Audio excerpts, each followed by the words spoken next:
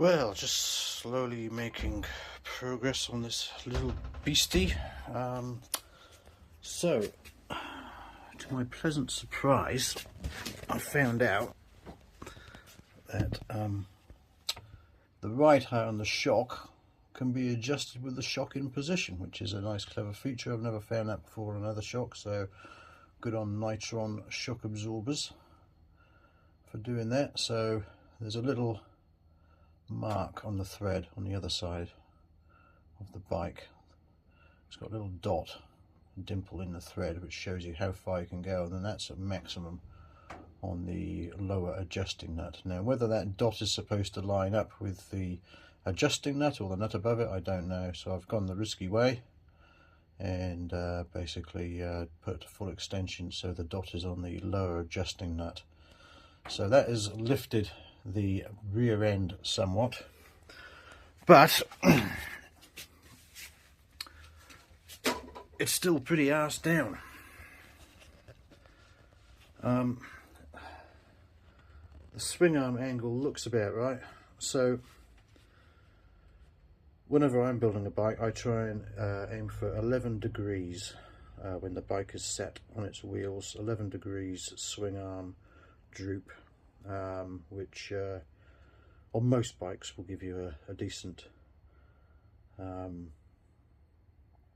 anti-squat feature when you put the power on. Contrary to popular belief, you do not want the rear end of a motorcycle to squat under acceleration. You want it to raise. And if you've ever been and seen a bike on a dyno, people who haven't seen it before, when they first see it, are quite surprised when the rear of the bike lifts up when they do a power run. They expect it to drop, but you want it to raise. You don't want it to drop, because you'll just be wheeling all over the place. So that is still a way off level at the back, and there's quite a bit of rear seat cowl, fairing, whatever you want to call it, still covering the top of the rear tyre. So what I'm going to have to do is find out what the length of the shock in this particular frame should be. So it probably means I'm going to be emailing the Flemish and see what they say, because I can't see anything on their website about it. I found some little fasteners. I think they were probably off the Panther for the seat, and for the front fairing I'm gonna have to try and find some other things for the fairing when I get round to that. Also got one on the front for the front fairing, but just a nice little detail, little look. So I thought, right, I'm a bit concerned about this geometry. To me it looks like the front end has to go down more. Looking at the distance between the tyre and the cylinder head, I think we could safely go quite a bit more. So what I've done is I've dug out some books. See if I can make this flickering go away. There we go.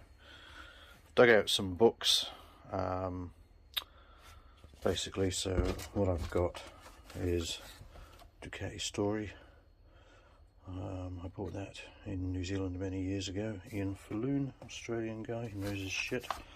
Then there's Ducati Motorcycles, that was my dad's book, and then this one was The Untold Story, Alan Cathcart, Ducati. So another good author, he knows his stuff. The only ever journalist ever allowed into Ducati R&D department, that guy. So they must have thought quite highly of him. So we have here TT2. That's a factory TT2, so that's how they came out of the factory. This of course is a replica. This one is also a factory TT2. And then this one is quite late in the game, so this is I'm guessing a TT1. and I've only recently found out what the difference between a TT1 and a TT2 is. They did the TT2 first, and that was it in 81, it says there. So the TT1 had a 600cc, Panta 600. At the time they didn't make a 750. Then they made the 650, which that is, and they, which uses the 650 Panta and TL, the touring version, which that is, engine. But that still was called the TT2. And then the TT1 came along, which went to 750, according to this. So in the text here, it basically tells a story of racing Pantas and the 750 F1. So they call it a TT1 with the 750 engine. And then when they did a total redesign, they went to the F1. And the F1 didn't have the cantilever swing arm. It had a rising rate swing arm, much like the 851. Basically almost pinched off Suzuki's full floater setup, and one of the best looking bikes ever, in my opinion. So look at the distance there between the top of the tyre, and that's an 18-inch wheel, similar tyre to that I've got on, maybe a little bit lower profile, similar seat unit. See how the sides of the seat unit come down to here. Original TT1 didn't have the sides coming down, but you can see it covers part of the rear wheel, and the top of the seat unit does slope down slightly towards the back, so it's not horizontal. And that's on a stand, but the tyre is half an inch, if that, off the ground.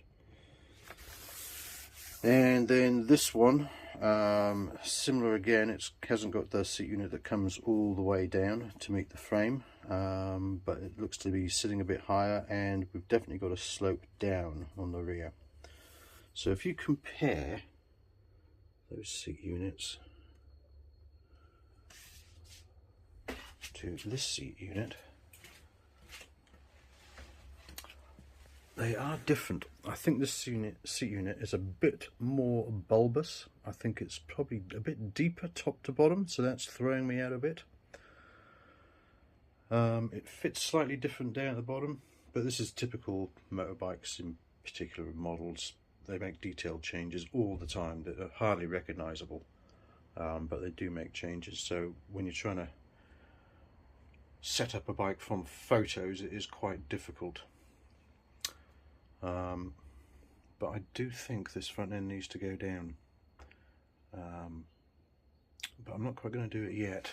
I'm going to find out what that shock length should be, because I've done some sums here. So what I've done is I've looked particularly at this one, because that's the original TT1. So I've measured in scale with a rule the length of the stanchion. Now they're not the same fork lower, sorry. Now they're not the same fork lowers as these, but they are similar. They're Marzocchi's, but these are definitely more upmarket, more racy. And then I've also measured from the top of the fork to the underside of the yoke. You can just see the underside of the yoke in this picture. And if I do my sums, scale it up, I get basically, so on the drawing there, it's 30mm fork lower, 50mm of stanchion until the bottom of the bottom yoke. If I do my sums here, basically I put on bike 400, but it's not, because the sort of seals in the way seal cap, so I've basically taken 20mm off for that to 380 divided by 30 times, that gives us a ratio of 12.67 times 15, which is this, which is off the scale drawing, equals 190mm, and I have at the moment 170mm between here and this point on the seal, which is the top of the fork leg. So I'm already 20mm lower than it says on that, well, scaled from that photo.